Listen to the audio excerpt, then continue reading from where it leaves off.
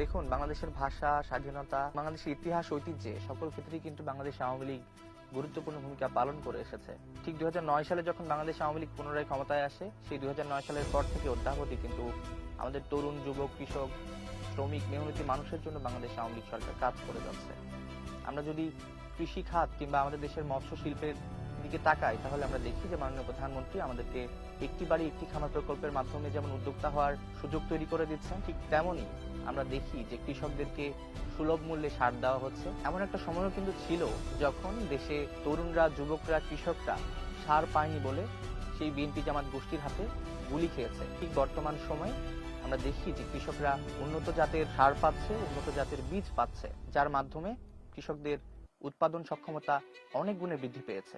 একটা সময় যদি 1 বিঘা জমিতে প্রায় 10 মণ ধান পাওয়া যেত, আমরা দেখি যে বর্তমান সময়ে সেই 1 বিঘা জমিতেই প্রায় 60 থেকে